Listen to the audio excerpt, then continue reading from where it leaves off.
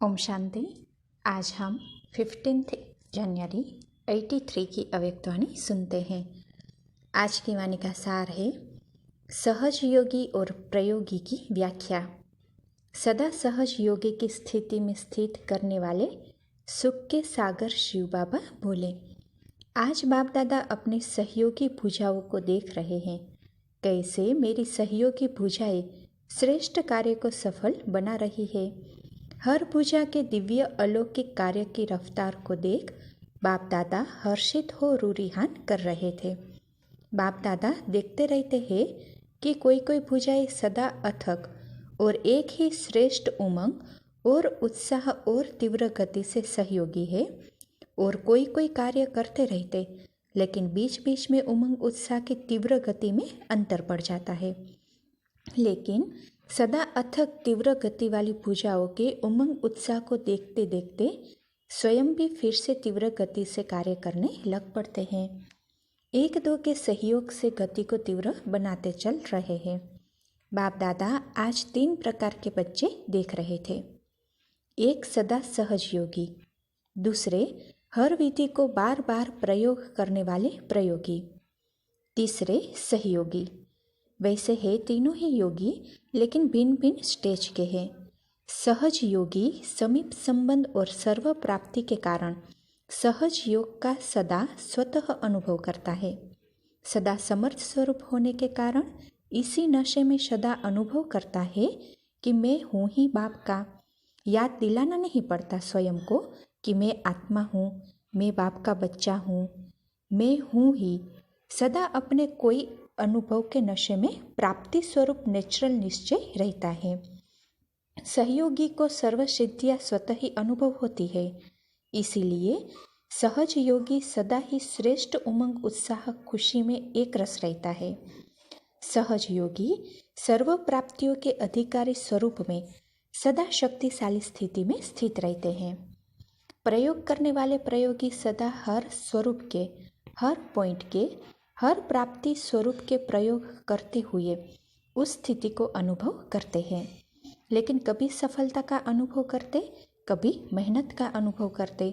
लेकिन प्रयोगी होने के कारण बुद्धि अभ्यास की प्रयोगशाला में बिजी रहने के कारण 75% माया से सेफ रहते हैं। कारण प्रयोगी आत्मा को शौक रहता है कि नए ते नए भिन्न भिन्न अनुभव करके देखे। इसी शौक में लगे रहने के कारण माया से प्रयोगशाला में सेफ रहते हैं, लेकिन एक रस नहीं होते। कभी अनुभव होने के कारण बहुत उमंग उत्साह में झूमते, और कभी विधि द्वारा सिद्धि की प्राप्ति कम होने के कारण उमंग उत्साह में फर्क पड़ जाता है। उमंग उत्साह कम होने के कारण मेहनत अनुभव होती है, इसीलिए कभी सहज योगी, कभी मेहनत वाले योगी।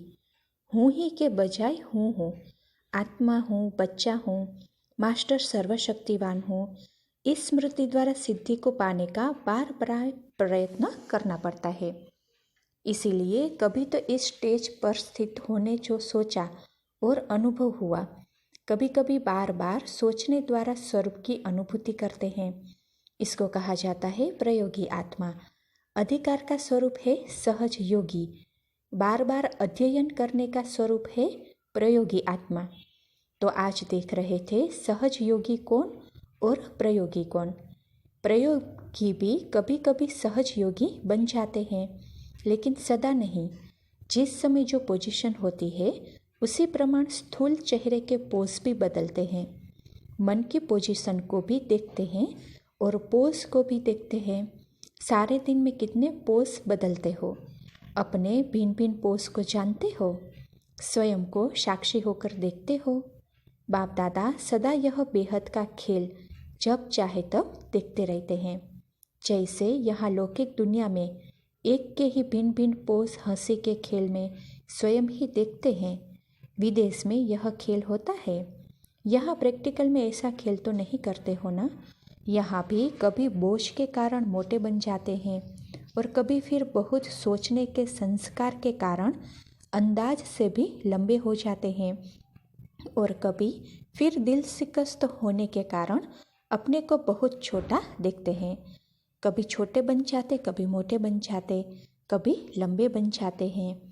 तो ऐसा खेल अच्छा लगता है। सभी डबल विदेशी सहजयोगी हो। आज के दिन का सहजयोगी का चार्ट रहा। सिर्फ प्रयोग करने वाले प्रयोगी तो नहीं होना।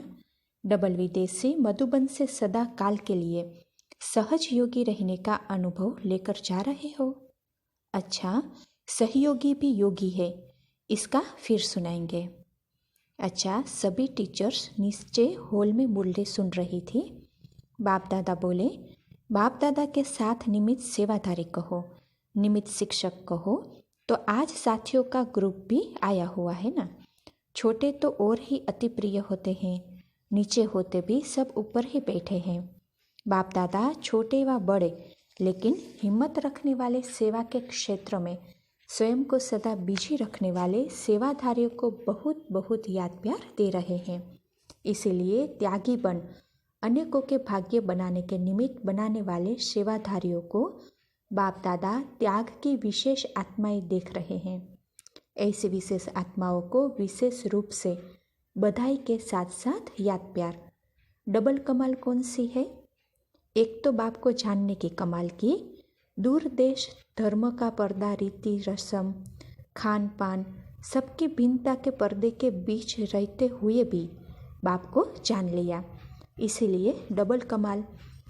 पर्दे के अंदर छिप गए थे, सेवा के लिए अब जन्म लिया है। भूल नहीं की, लेकिन ड्रामा अनुसार सेवा के निमित्त चारों ओर बिखर गए थे।